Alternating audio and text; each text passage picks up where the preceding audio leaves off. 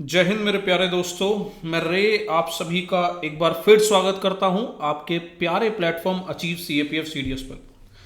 दोस्तों, हमारी एक सीरीज चल रही थी, कंबाइंड जियो साइंटिस्ट के पेपर को हम लोग डिस्कस कर रहे थे, जिसमें अभी तक हमने ज्योग्राफी को डिस्कस कर लिया है। आज आपके कमेंट पर मैं यहां पर डिस्कस करने जा रहा हूं साइंस सेक्शन को।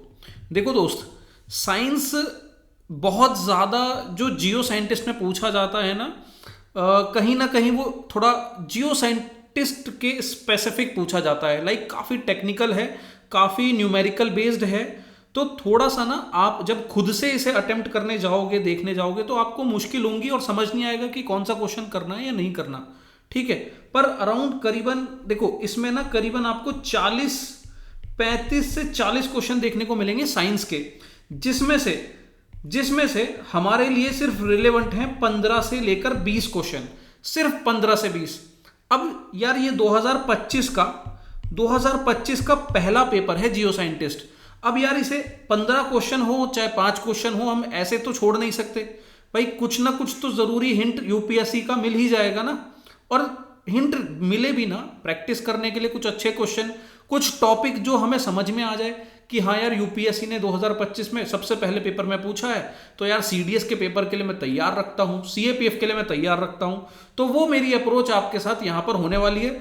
बहुत बढ़िया चीज़ें मैं यहाँ पर दिखाने वाला हूँ। चलिए मेरे साथ। सबसे पहले आकर समझो कि अगर आप खुद से भी एनालाइज कर रहे हो तो कौन से क्वेश्चंस को आपको हटाना है। देखो, ये जो पहला क्वेश्चन आप देख रहे हो यार, ये किसी काम का नहीं है, इसको हटाओ। सेकंड भी किसी काम का नहीं है, थर्ड भी किसी काम का नहीं है, फोर्थ भी किसी काम का नहीं है।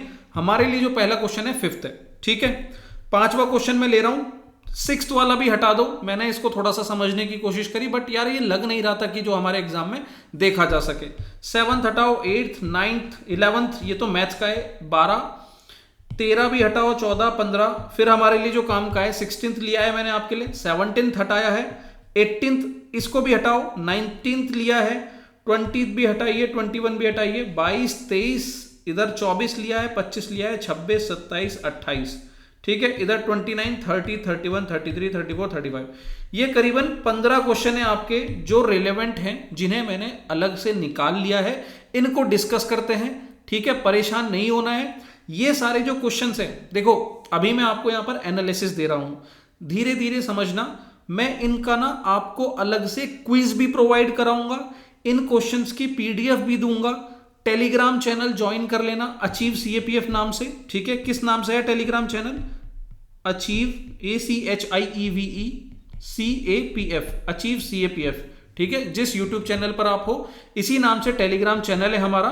ठीक है, इसे आप ज्वाइन करोगे, वहां पर आपको इसकी पीडीएफ मिल जाएगी। और अचीव सीएपीएफ नाम से ही ये हमारी एक एप्लीकेशन है, वहां पर फ्यूचर में आपको इसकी क्विज भी देखने को मिलेंगी और सभी पीवाईक्यू की क्विज भी देखने को मिलेगी। तो ज्वाइन करके रखना। ठीक है, चलो अब यहां पर ये काम हो गया, हमने क्वेश्चंस निकाल लिए, मैंने आपको दिखा दिया कि कौन कौन से क्वेश्चंस यहां पर मैंने लिए हैं। करीबन 15 क्वेश्चन लिए हैं। शुरुआत करता हूं मैं पहले क्वेश्चन से। अब देखो, पहला क्वेश्चन मैं यहां पर डिस्कस करने जाऊं, मैं आपको एक चीज बता देता हूं दोस्त। देखो एक चीज समझो, बहुत बहुत प्यारी सी चीज समझो कि हमारी साइंस में 3 चीजें वर्क करती हैं। 3 चीजें कौन कौन सी हैं? केमिस्ट्री, एक बायो, और एक है आपका फिजिक्स। अगर आप यहां पर नोटिस करोगे ना, वैसे मैंने जियो साइंटिस्ट के पेपर और भी देखे हैं, कहीं ना कहीं केमिस्ट्री के भी क्वेश्चन होते हैं, बायो के भी क्वेश्चन होते हैं, फिजिक्स के भी क्वेश्चन होते हैं। पर यार जो पहली लर्निंग मैंने ली ना यहां पर जियो साइंटिस्ट को लेकर, कि यार कहीं ना इन लोगों का फोकस केमिस्ट्री पर बढ़ रहा है। और ये आप सीएपीएफ का पुराना पेपर भी उठाकर देख लेना, सीडीएस का पेपर उठा के देख लेना, तो कहीं ना इनका केमिस्ट्री पर फोकस बढ़ रहा है। तो आप ना केमिस्ट्री को थोड़ा सा ज्यादा एम्फसाइज करके चलो। और फिजिक्स को लेकर इनका जो है लेवल घट रहा है, ये हमने सीएपीएफ में भी देखा था, सीडीएस में भी देखा था। अब मैं ये नहीं कहूंगा कि इसे आप छोड़कर जाओ, स्किप करो, पर कहीं ना कहीं केमिस्ट्री को और ज्यादा स्ट्रेंथन करो। फिजिक्स चल रहा है, चलाओ। अगर कहीं पर लग रहा है कि यार ये न्यूमेरिकल है, नहीं हो रहे, तो ठीक है, इग्नोर करके चल सकते हैं। और बायो तो देखो वो जरूरी है, यहां पर इन्होंने जियो साइंटिस्ट के पेपर में इतना फोकस नहीं किया है। ठीक है, चलो चलते हैं पहले क्वेश्चन की तरफ। अब देखो पहला क्वेश्चन है यहां पर, rate of evaporation. Rate of evaporation of a liquid decrease with an increase in. अब यहां ना मेरा पर्पस सिर्फ आपको क्वेश्चन का आंसर बताना नहीं, ये समझाना है कि मेरे भाई 2025 के जियो साइंटिस्ट में ये क्वेश्चन आ रहा है, तो इस टॉपिक को तैयार कर ले, क्योंकि ये आपके पेपर में बहुत रेलेवेंट होने वाला है अगर यहां पर पूछा है तो यहां पर देखो इवेपोरेशन टॉपिक है हमारा, ठीक है। पूछ रहा है कि कैसे डिक्रीज होगा जब मैं किस चीज को इंक्रीज करूंगा। तो सिंपल है कि देखो इवेपोरेशन सरफेस एरिया को बढ़ाने से बढ़ता है, टेम्परेचर को बढ़ाने से बढ़ता है, विंड स्पीड को बढ़ाने से बढ़ता है, ह्यूमिडिटी एकमात्र ऐसी चीज है जिसे घटाने से वो घटता है। अगर इसे मैं बढ़ाऊंगा ह्यूमिडिटी को तो इवेपोरेशन घटेगा। तो 34 का आंसर मेरा सी आ जाता है। इस तरीके के और भी सवाल आपको CAPF 2016 में देखने को मिलेंगे, जहां फिर से ह्यूमिडिटी को फोकस में लिया था इन्होंने। 2016 में तो 2 क्वेश्चन आपके यहां पर देखने को मिले थे। फिर यहां CDS 2019 में आपको देखने को मिलेगा, CDS 2019 में देखने को मिलेगा, और NDA 2019 में इवेपोरेशन और यहां पर बॉइलिंग, इन दोनों को कंपेयर करके पूछा था। तो ये लेवल है पूछने के अलग अलग तरीके से, आप यहां पर इन्हें अटेम्प्ट करिएगा और समझिएगा कि इसे कैसे किया जा सकता है। अगर दोस्त सोर्स की बात करें ना, तो सोर्स में आपका ये चैप्टर है पहला, मैटर अराउंड अस प्योर। उसके अंदर लास्ट में एक पैराग्राफ इस तरीके का दिया हुआ है, अगर आपने ध्यान दिया होगा, जहां पर rate of evaporation increase with का डिस्कशन है कि सरफेस एरिया के साथ बढ़ता है, टेम्परेचर बढ़ने के साथ बढ़ता है, पर ह्यूमिडिटी जब डिक्रीज होगी तब इवेपोरेशन बढ़ेगा, ठीक है, और विंड स्पीड के साथ बढ़ता है। यानी कि सिर्फ एक ही पॉइंट है जहां पर डिक्रीज की बात हो रही है, ह्यूमिडिटी की। इसे आप याद रखिएगा, ठीक है, ये इंपॉर्टेंट है। चलो आगे बढ़ते हैं। अब देखो नेक्स्ट क्वेश्चन हमारा है, ये पहले ही चैप्टर से पूछा गया है, मैटर इन अवर सराउंडिंग नाम का जो चैप्टर है आपका क्लास 9th का, वहीं से ही ये दूसरा क्वेश्चन है।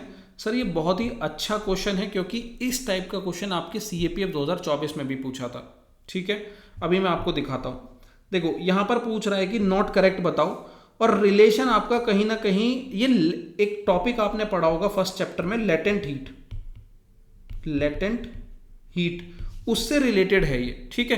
तो अब यहां पर अगर मैं आपको क्वेश्चन दिखाता हूं और समझाता हूं, क्वेश्चन का ए स्टेटमेंट कह रहा है कि water at 0 degree Celsius will have more energy than that of ice at 0 degree Celsius.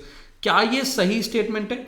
Sir statement देखो यहां पर आपकी बुक में, particles in water at 0 degree Celsius have more energy as compare to particles in ice at the same temperature. बिल्कुल same वही statement है, ठीक है।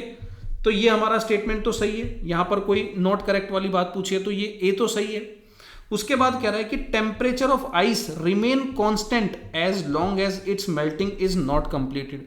भाई ये बात भी सही है कि जब तक मेल्टिंग कंप्लीट नहीं हो जाती तो तब तक जो टेम्परेचर है वो कांस्टेंट रहता है, ठीक है, और जो टेम्परेचर चेंज हो रहा है वो लेटेंट हीट में कन्वर्ट हो जाता है। और यही बात आपको यहां पर इन्होंने समझाई हुई है, अगर मैं दिखाने की कोशिश करूं कि when a solid metal its temperature remains the same, ठीक है, when a solid melt the temperature remain same चीज यहां पर मेंशन कर रखा है कि temperature of system does not change after the melting point is reach till all the ice melt. और ये हीट जा कहां रही है? The heat get used up in changing the state, ठीक है, जिसको हम लेटेंट हीट भी बोल देते हैं। तो हमारा बी स्टेटमेंट भी बिल्कुल सही है। अगला कह रहा है कि water vapour at 100 degree Celsius will have more energy than that of water at 100 degree Celsius. तो अब देखो यही वाला स्टेटमेंट सर यहां पर दिया हुआ है इन्होंने कि water vapour at 100 degree Celsius have more energy than water at the same temperature. तो ये वाला भी स्टेटमेंट मेरा सही है। तो लास्ट स्टेटमेंट बचता है मेरा डी स्टेटमेंट, जो कि गलत है। कह रहा है कि temperature of water varies during the process of vaporisation. Sir नहीं, जैसे यहां पर आप देख रहे थे कि मेल्टिंग के टाइम पर जो टेम्परेचर था वो रिमेन कांस्टेंट था, ऐसे ही यहां पर वेपराइजेशन के टाइम पर भी जो टेम्परेचर है वो कांस्टेंट रहेगा। जबकि बात क्या कह रहा है यहां पर कह रहा है वेरीज, मतलब वो बदलेगा, ऊपर नीचे हो रहा होगा। तो सर ये जो डी स्टेटमेंट है ये है जो नॉट करेक्ट है, जो इसका राइट आंसर है, ठीक है। समझ में आ गया कहां से पूछा है, ये समझ में आ गया। भाई देखो ये 2025 से कुछ चीजें सीखो, समझो कि पेपर हमारा कैसा आने वाला है फ्यूचर में। अब जो ये पेज आप देख रहे हो ना, यहां पर जो पेज देख रहे हो, ये बहुत इंपॉर्टेंट पेज है। ये 3 स्टार क्या 5 स्टार पेज है, 5 स्टार पेज। यहां से क्वेश्चन आपके बनने ही बनने हैं। अगर आपका चांस अच्छा हुआ, लक अच्छा हुआ, तो सर यहां से क्वेश्चन आराम से बनाया जा सकता है। ये जो मैंने हाईलाइट आपको चीजें करके दे रखी है, इनको तैयार कर लेना। और ये ऐसा नहीं है कि रिसेंट में सिर्फ 2025, सर यहां पर भी मैं दिखाने की कोशिश करूं, ये थोड़ा ब्लर हो रहा है। सीएपीएफ 2024 का क्वेश्चन भी सेम यहीं से ही पूछा गया था। तो कोई बड़ी बात नहीं है कि कल सीडीएस 2025 में आपको यहां से एक क्वेश्चन देखने को मिले। तो तैयार अगर कर रखा है तो बहुत अच्छी बात है, नहीं किया है तो सर कर लीजिएगा। अगला क्वेश्चन है bromine, phosphorus, mercury, रेडन, which how many of the above element are found in liquid form at 25 degree Celsius and 180। अब देखो यहां पर सिंपल पूछ रहा है कि लिक्विड एट रूम टेम्परेचर बता दो कि इनमें से कौन कौन सा है। तो भैया सिर्फ 2 ही एलिमेंट हैं, एक है आपका ब्रोमीन और एक है मरकरी, जो यहां लिक्विड स्टेट में रहते हैं एट द रूम टेम्परेचर। ध्यान रखना, ब्रोमीन और मरकरी। अब देखो पहली चीज तो आपको ये चीज पता होनी चाहिए। दूसरा, क्वेश्चन पूछने का तरीका देखो। अब इन्होंने ये नहीं पूछा कि ब्रोमीन बताओ, फास्फोरस बताओ या फिर क्या बताओ। इन्होंने कहा कि कितने ऑप्शन है। यहाँ पर 1 ऑप्शन है, 2 ऑप्शन है, 4 ऑप्शन है, 3 ऑप्शन है।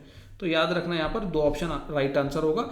ऐसा क्वेश्चन आपका कई बार पहले भी पूछा जा चुका है। सीडीएस में देखो 2020 में यहाँ पर पूछा है कि रूम टेम्परेचर पे आपका लिक्विड कौन सा एलिमेंट होगा। तो वही हमारा आंसर है, मरकरी एंड ब्रोमीन। सेम आपका यहाँ पर देखो एनडीए में 2021 में पूछा है, ठीक है। यहाँ पर भी आंसर सेम हमारा मरकरी एंड ब्रोमीन रहने वाला है। और सीडीएस 2013 में मरकरी ब्रोमीन, जो कि रूम टेम्परेचर पर लिक्विड है, ये पूछा है।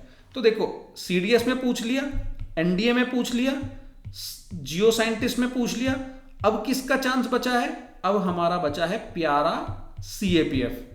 अगला बार सीएपीएफ में ये क्वेश्चन देखने को मिल जाएगा, ठीक है। तो रिलेट करते चलो, समझते चलो कि कौन सा क्वेश्चंस आने के चांसेस हमारे एग्जाम में हैं। अगर मैं सोर्स की बात करूं तो सर ये 2nd चैप्टर है, यहां पर आप इसको देख सकते हो, या फिर मेटल एंड नॉन मेटल में जाकर देख सकते हो। सिंपल सा एक स्टेटमेंट, मोर टू नो में कह रहा है कि 2 element are liquid at room temperature, mercury and bromine. याद रखिएगा, इंपॉर्टेंट पॉइंट है। अब आ जाते हैं एक और बहुत इंपॉर्टेंट क्वेश्चन पे। कह रहा है कि which one of the following reaction correctly represent the respiration reaction. Sir respiration reaction पता है तो बहुत अच्छी बात है, नहीं पता है तो सोर्स समझ लो। आ जाओ, पहला चैप्टर है क्लास 10th का केमिकल इक्वेशन। बहुत प्यारी प्यारी इक्वेशंस दी हुई हैं, बहुत टाइप के क्वेश्चंस यहां से पूछे हुए हैं। सर तैयार कर लेना बहुत बढ़िया से। सबसे पहली जो रिएक्शन होती है कॉम्बिनेशन रिएक्शन, उसको तो बहुत अच्छे से तैयार कर लेना, क्योंकि ये ऊपर देख रहे हो, ये पूरी एक तस्वीर बनी हुई है पीवाईक्यू की। सर ये सारे क्वेश्चन सिर्फ पहले टॉपिक से हैं, पहले चैप्टर के सिर्फ पहली रिएक्शन से, कॉम्बिनेशन रिएक्शन से।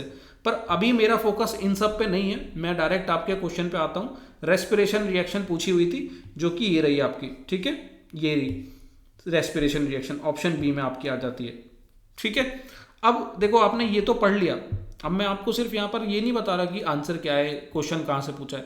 मेरा फोकस ये है कि समझो कि यार यूपीएससी ने अगर यहाँ से पूछ लिया है तो मतलब मुझे ये चैप्टर अब के लिए तैयार रखना है। ये 2025 का हॉट एरिया है, ठीक है। तो ये मैंने अगर तैयार कर लिया तो मेरी प्रायोरिटी है कि एक तो मैं ये चैप्टर 1 केमिस्ट्री का बढ़िया कर लूंगा, एकदम बढ़िया। और उसके बाद इसके आसपास की चीज यानी कि जो ये वाला कॉम्बिनेशन रिएक्शन से रिलेटेड बॉक्स है मेरा, ठीक है। इससे पहले पेज पे कॉम्बिनेशन रिएक्शन है, वो देख लेना। उसके बाद और भी रिएक्शन देख लेना, जैसे बर्निंग कोल की रिएक्शन क्या है, फॉर्मेशन ऑफ वाटर की क्या है, नेचुरल गैस की रिएक्शन क्या है, कल ये भी पूछ लेगा। उसके बाद ये समझो कि इसमें से एक्सोथर्मिक कौन सी है और एंडोथर्मिक कौन सी है, ठीक है। ये डिफरेंस समझना। इस टाइप के क्वेश्चन सर पूछे जा रहे हैं। आप देखो कुछ नहीं है, मैं आपके सामने एग्जांपल दिखा रहा हूं। 2024 में एंडोथर्मिक प्रोसेस का क्वेश्चन यहीं से आया था, इसी पेज से। और मैंने क्या कहा है कि यार आपको हो सकता है कि वो यहां से डायरेक्ट क्वेश्चन पूछ ले, या फिर वो रिलेट करता हुआ उसके आसपास से क्वेश्चन बना देगा।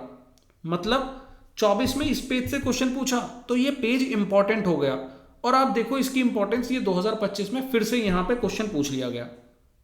समझ रहे हो आप, तरीके हैं अलग अलग। अब यहां पर 24 में हमसे सिंपल एंडोथर्मिक प्रोसेस पूछा, जिसमें कि हमारी 4 रिएक्शन दी हुई थी। अब ये चारों रिएक्शन को आपको एक तरीके से बनाना भी आना चाहिए, जैसे कि यहाँ पर इन्होंने दे दिया कि अब इसमें से रेस्पिरेशन रिएक्शन बताओ। हो सकता है कि कल यहाँ पे कॉम्बिनेशन ऑफ कार्बन या mixing acid and alkali, photosynthesis, कोई भी रिएक्शन देके आपसे क्वेश्चन बना दे।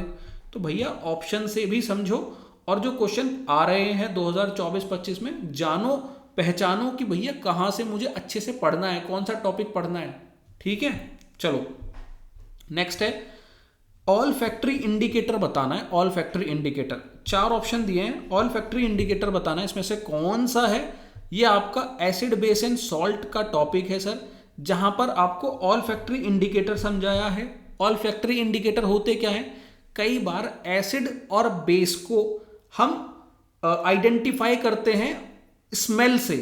ठीक है, कुछ सब्सटेंस ऐसे होते हैं जिनके ऊपर आप एसिड या बेस रिएक्ट कराते हो तो वो एक अलग तरीके की स्मेल देते हैं। ठीक है, और उस स्मेल से आप आइडेंटिफाई करते हो कि एक एसिड है या बेस है। तो अब ऐसे कौन कौन से हमारे एलिमेंट्स आ जाते हैं, कौन कौन से हमारे चीजें हैं, वनीला है, ऑनियन है, क्लोव है, ये तीनों आपके ऑल फैक्ट्री इंडिकेटर हैं। तो बस यही क्वेश्चन था सर कि which one of the following is example of all factory indicator. Onion आपका आंसर है। ठीक है, अब कल क्वेश्चन क्या पूछ सकता है, फ्यूचर का एक ऑप्शन बता देता हूं कि इनमें से कौन सा ऑल फैक्ट्री इंडिकेटर नहीं है। ऑप्शन 1 में देगा वनीला, ऑप्शन 2 में देगा अनियन, ऑप्शन 3 में देगा क्लोव, और चौथे में कुछ भी डाल देगा, इन्हीं तीनों में से डाल देगा। तो याद रखना कि क्वेश्चन अगला कैसा बन सकता है। ठीक है, चलो आगे बढ़ते हैं। अब नेक्स्ट क्वेश्चन क्या है, एसिड बेस एंड सॉल्ट। ये दूसरा क्वेश्चन है एसिड बेस एंड सॉल्ट में से। ठीक है, ये दूसरा क्वेश्चन है। ये कह रहा है कि बताइए कि ह्यूमन स्टमक में कौन सा एसिड देखने को मिलता है। तो सर बहुत सिंपल सा, ये तो खैर HCl आपका आ जाता है, हाइड्रोक्लोरिक एसिड। ये आपको यहां पर भी दिया हुआ है, pH इन एवरीडे लाइफ आपका एसिड बेस सॉल्ट का टॉपिक है। यहां पर मेंशन कर रहा है कि it is very interesting to note that our stomach produce HCl, hydrochloric acid. ठीक है, अब सर ये हाईलाइट जो आप देख रहे हो ना इस पेज की, ये दर्शाती है इसकी इंपॉर्टेंस। ये बहुत इंपॉर्टेंट टॉपिक है, यहां से क्वेश्चन आया हुआ है, यहां से क्वेश्चन आया हुआ है, यहां से क्वेश्चन आया हुआ है। आप अब वही है कि सर मेरा फोकस इस समय सिर्फ आपको CGS तक लेकर चलना है, नहीं तो मैं आपको यहां पर दिखा सकता हूं कि देखो कैसे CDS 2022 में ये क्वेश्चन पूछा गया है इसी चैप्टर से, कैसे NDA 2022 में मिल्क ऑफ मैग्नीशिया पर क्वेश्चन आया है, कैसे CDS 2 2022 में मिल्क ऑफ मैग्नीशिया पर क्वेश्चन आया है। तो ये टॉपिक देखो ऐसा नहीं है कि ये कुछ नए टॉपिक हैं, ये हमेशा से चलते आ रहे इंपॉर्टेंट टॉपिक हैं। बस वही है कि हम लोग प्रीवियस ईयर क्वेश्चंस पर ध्यान नहीं देते हैं और हम समझ नहीं पाते कि क्या जरूरी है और क्या नहीं। ठीक है, अब देखो ये वाला टॉपिक है, हालांकि बहुत डिफिकल्ट नहीं है ये वाला जो क्वेश्चन है, पर आप समझो कि मुझे पढ़ना क्या है और कैसे पढ़ना है। ठीक है, चलो ये नेचुरली अकरिंग एसिड है और मेन सोर्स पूछ रहा है, आसान है सर। इसकी एक टेबल है ये वाली, इसको याद रखो। ये चारों के चारों एसिड इसी में दिए गए हैं, ऑरेंज, टोमेटो, आंस्टिंग और टेमरिंड। आप देखोगे ये रहा टेमरिंड, ऑरेंज, आंस्टिंग और आपका जो है टोमेटो। ठीक है, ये चारों के चारों यहां पर दिए हुए हैं। अब ये तो इंपॉर्टेंट है ही मेरे दोस्त, पर इसके अलावा भी और भी सारे नेचुरल सोर्स और एसिड हैं जो एग्जाम से कई बार बाहर से भी आते हैं। तो इसकी एक लिस्ट है, आप बना लेना, नहीं तो मैं आपको, आप टेलीग्राम ग्रुप ज्वाइन कर लेना, मैं आपको प्रोवाइड भी करा दूंगा। ठीक है, अब देखो इसी टॉपिक पर कितने क्वेश्चन पूछे गए हैं, कितने क्वेश्चन पूछे गए। ऊपर देखो यहाँ पर पूरा लाइन लगी हुई है क्वेश्चनों की। तो सर अगर इस पेज से इतने क्वेश्चन पूछे गए तो फ्यूचर में भी एक्सपेक्टेड है कि क्वेश्चन आएगा। तो हमने वही काम किया। ठीक है, एनालिसिस किया, समझा, यही मैं आपको समझाने की कोशिश कर रहा हूँ CGS के थ्रू। अब देखो बहुत प्यारा question metal and non metal से। अच्छा यहाँ से एक चीज समझो, हमारे एसिड बेस सॉल्ट से कितने क्वेश्चन आए, 3 क्वेश्चन। एक क्वेश्चन ये आया, दूसरा क्वेश्चन ये रहा हमारा, और तीसरा क्वेश्चन मेरा ये रहा। तो यहां से मुझे क्या समझ में आया कि भाई एसिड बेस सॉल्ट एक इंपॉर्टेंट चैप्टर है, तैयार कर लेना। ठीक है, चलो आगे बढ़ते हैं। अब मेटल नॉन मेटल से क्वेश्चन पूछ रहा है, कह रहा है कि रिएक्शन बताओ मेटल की नाइट्रिक एसिड के साथ। कौन सी गलत बात मैं यहां पर कर रहा हूं। ठीक है, अब देखो 4 स्टेटमेंट है, चारों की चारों आपकी NCERT से दी हुई है, मैं दिखा देता हूं। Nitric acid act as an oxidising agent, क्या ये सही है यार गलत? बिल्कुल सही है सर। यहां पर कह रहा है कि देखो ये जो बॉक्स है ना, यहां पर हम पूरा फोकस करेंगे। यहां पर बात हो रही है कि hydrogen gas is not evolve when metal reacts with nitric acid. जब मेटल नाइट्रिक एसिड के साथ रिएक्ट करता है तो हाइड्रोजन गैस नहीं छोड़ता है, ठीक है, इवॉल्व नहीं करता है। It is because HNO3 is a strong oxidising agent. क्यों? क्योंकि HNO3 एक बहुत स्ट्रॉन्ग ऑक्सीडाइजिंग एजेंट है। बात क्या है यहां पर, क्या ये सही स्टेटमेंट है? देखो यहां पर यही बात कह रहा है कि nitric acid act as an oxidising agent, तो ये स्टेटमेंट तो मेरा बिल्कुल सही है। अगला यहां पर देखो, hydrogen liberated in the reaction is converted into water. अब अगर मैं यहां पर स्टेटमेंट देखता हूं, it oxidise the H2 produce to water and itself get reduce to any of the nitrogen dioxide. सही बात है, hydrogen liberate in the reaction to convert into water, यही बात मेरी यहां पर कह रहा है कि ये वाटर में कन्वर्ट हो जा रहा है, ठीक है। उसके बाद सी ऑप्शन है मेरा, सी को मैं बाद में देखूंगा क्योंकि यही मेरा गलत है यहां पर। डी ऑप्शन और देख लो कि magnesium react with very dilute nitric acid to liberate hydrogen gas. याद रखना, ये अगर सिर्फ मेटल को मैं नाइट्रिक एसिड से वो रिएक्ट करवा दे रहा हूं तो मेरा हाइड्रोजन गैस नहीं निकल रहा है, इवॉल्व नहीं हो रहा है। पर अगर मैं डाइल्यूट नाइट्रिक एसिड को इस्तेमाल कर रहा हूं, अगर मैं मैग्नीशियम या मैग्नीश को रिएक्ट करा रहा हूं with dilute HNO3 nitric acid, तो मैं H2 गैस यहां पर निकलती हुई देखूंगा। तो ये स्टेटमेंट मेरा जो डी वाला है बिल्कुल सही है। सी गलत है, क्योंकि सी क्या कह रहा है, दो तरीके हैं गलत कहने के। एक तो सिंपल बात ही इसने गलत कर दी कि gaseous nitrogen is always obtained as a final product. Sir ऐसा बिल्कुल भी नहीं है कि nitrogen always obtained a final product. और ऊपर से देखो टर्म देखो कैसे इस्तेमाल कर रहा है, एक्सट्रीम वर्ड का यूज कर रहा है, ऑलवेज। मैंने हमेशा कहा है कि कभी भी not, except, always, all, only ऐसे टर्म आते हैं ना तो समझ जाया करो कि यार ये तो कुछ गड़बड़ होने वाली है यहां पर, ठीक है। तो आंसर हमारा सी गलत हो जाता है, ठीक है, ये नॉट करेक्ट स्टेटमेंट है, ठीक है। आगे बढ़ते हैं। अब यहां पर पीरियोडिक क्लासिफिकेशन ऑफ एलिमेंट पे क्वेश्चन है।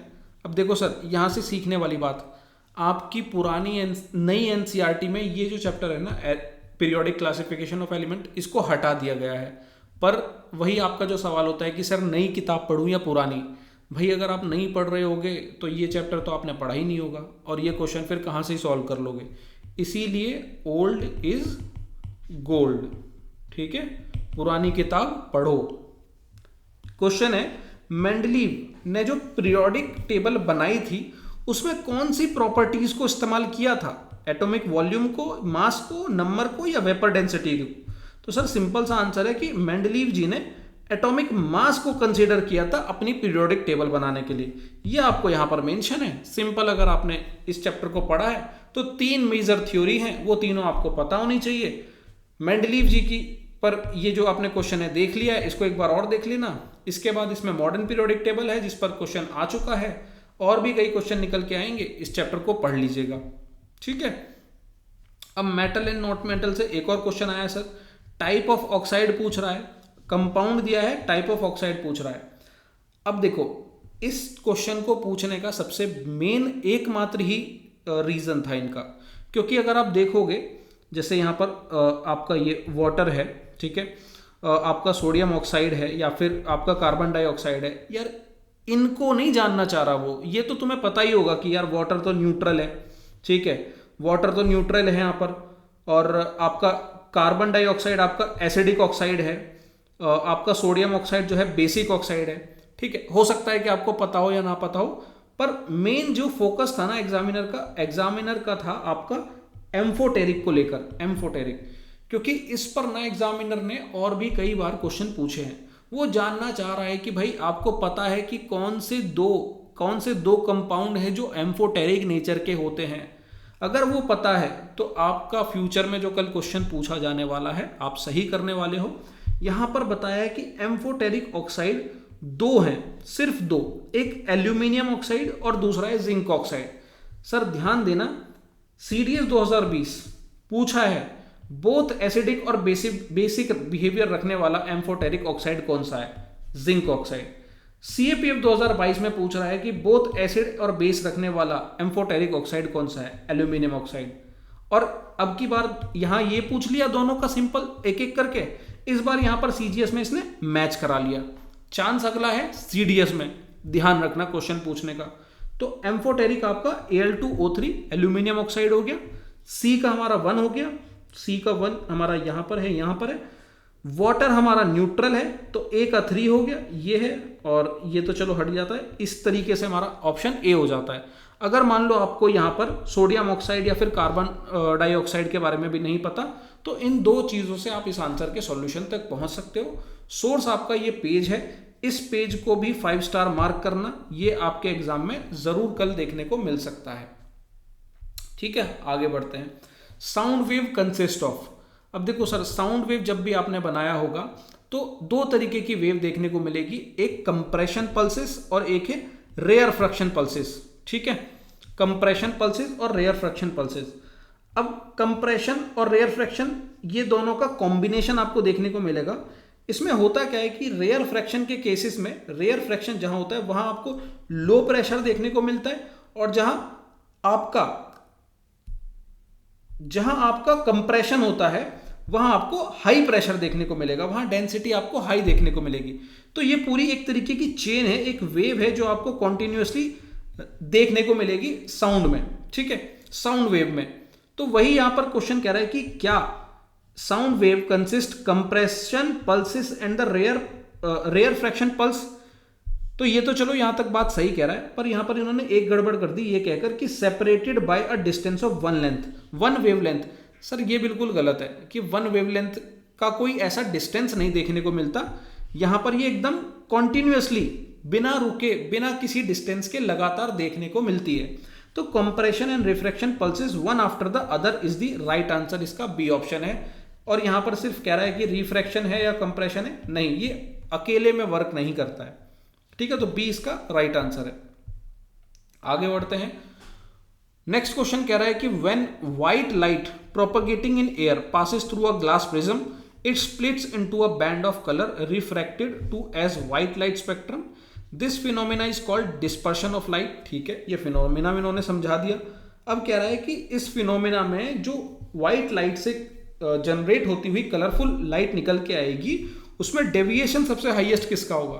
तो सर सिंपल सी बात है, जिसकी वेवलेंथ सबसे कम होगी उसका डिस्पर्शन सबसे ज्यादा होगा। अगर यहां पर आप नोटिस करोगे तो सिंपल बताया है कि red light bends the least while the violet most, तो जो डिस्पर्शन है वो वॉयलेट का सबसे ज्यादा देखने को मिलेगा। ठीक है, तो वॉयलेट अगर यहां पर ऑप्शन में है तो वॉयलेट तो यहां पर ऑप्शन में है ही नहीं, तो वॉयलेट को हटाओ, फिर दूसरा कलर देख लो, तीसरा कलर देख लो, जो भी सबसे क्लोज कलर होगा वो इसका राइट आंसर होगा। इसमें अगर आप देखोगे तो ग्रीन कलर इसका राइट आंसर निकल के आएगा। ठीक है, तो ग्रीन कलर यहां पर चारों ऑप्शन में सबसे ज्यादा जो है डेविएशन शो करेगा। चलो नेक्स्ट क्वेश्चन पर आ जाओ। अब सर एक बहुत खूबसूरत क्वेश्चन सीमेंट का, यहां इस सीमेंट के टॉपिक पर याद रखना CGS 2025 में तो सवाल आया है, आपके CAPF के 2023 में भी सवाल आया है। और ये सीमेंट का इतना इंपॉर्टेंट क्वेश्चन है, बहुत अच्छे अच्छे क्वेश्चन यहां पर पूछता है यूपीएससी, इसको थोड़ा सा समझने की कोशिश करना। मैं आपको बताता हूं कि ये क्वेश्चन इन्होंने दिया क्यों और कहां से दिया है। Which one of the following constituents of cement is responsible for initial setting. Sir मुझे नहीं पता कि ये कौन सा इसका आंसर है इनिशियल सेटिंग के लिए रिस्पॉन्सिबल कॉन्स्टिट्यूएंट सीमेंट का।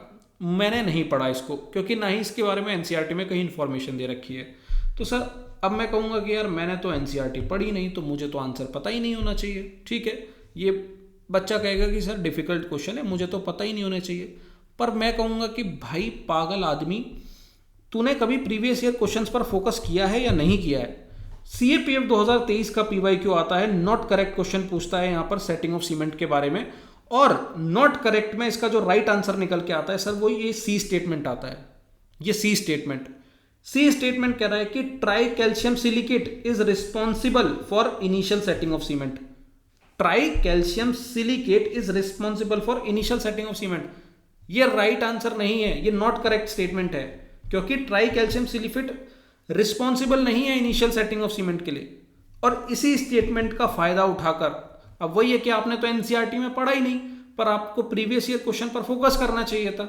पीवाईक्यू का इसी स्टेटमेंट को उठाकर यूपीएससी ने एक नया क्वेश्चन सीजीएस में क्रिएट कर दिया कि बताओ which of the following constituent of cement is responsible for initial setting.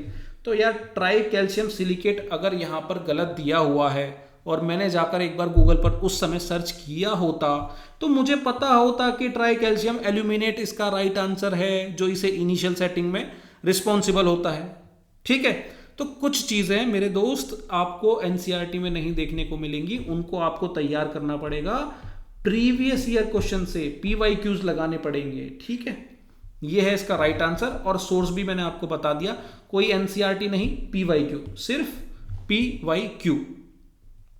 Same pigment and colour पर क्वेश्चन आया सर, एक इंपॉर्टेंट क्वेश्चन, मुझे लगा था कि चलो मैं इसको छोड़ देता हूं, बट मैंने जब इस पर थोड़ा सा सर्च किया तो मुझे लगा कि आपके लिए ये देना जरूरी है, क्योंकि पिगमेंट और उसके कलर की जहां बात करें ना, तो सर सीडीएस के 2024 में एक क्वेश्चन था, chromium oxide in paint make colour of paint. तो जो क्रोमियम ऑक्साइड है वो ऐसा क्या कलर अपने आप में रखता है जो पेंट का कलर बदल देता है? तो इसका राइट आंसर होगा सर ग्रीन, और यही एक ऑप्शन इन्होंने यहां पर इस्तेमाल किया है। आप देखोगे ये रहा क्रोमियम ऑक्साइड, तो क्रोमियम अभी मैंने दिखाया वहां पर ग्रीन है, तो ये तो चलो ग्रीन हो गया। ग्रेफाइट का आपको पता ही है कि ब्लैक होगा आंसर। ठीक है, तो सी का 3, डी का 4, खैर आंसर तो इससे भी हमारा बन जाएगा, हमारा बी ऑप्शन। बाकी ये लेड ऑक्साइड, ये आपको याद रखना है, पीबी येलो होगा, PB3O4 रेड होगा। ठीक है, सेम इसी तरीके का क्वेश्चन आपका सीएपीएफ 2024 में आया था, जहां पर पिगमेंट और उसके एग्जाम्पल दिए हुए थे। तो सर ये पिगमेंट से रिलेटेड ना एग्जाम्पल, कलर, ये सारी चीजें आपको तैयार रखनी है, क्योंकि ये एग्जाम में आपके पूछ रहा है, इंपॉर्टेंट एरिया है। उसके बाद हमारा ये लास्ट 2 क्वेश्चन है जो आपकी एनसीईआरटी में कहीं नहीं दिए हुए हैं बट जरूरी हैं, इसलिए मैंने आपको यहां पर दिया है। आप इनके नोट्स तैयार कर लीजिएगा। पूछ रहा है कि फ्रीजिंग पॉइंट ऑफ बेंजीन बताइए, रूम टेम्परेचर बताइए, नॉर्मल ह्यूमन बॉडी का टेम्परेचर बताइए और मेल्टिंग पॉइंट ऑफ लेड बताइए। अब सर आपको आता है, बहुत अच्छी बात है, नहीं आता है तो इसको याद रखना। ठीक है, फ्रीजिंग पॉइंट ऑफ बेंजीन, आपका फ्रीजिंग पॉइंट ऑफ बेंजीन होगा 279 केल्विन, आपका मेल्टिंग पॉइंट ऑफ लेड होगा 600 केल्विन। ठीक है, आपका रूम टेम्परेचर होगा 300 केल्विन और नॉर्मल ह्यूमन बॉडी 310 केल्विन।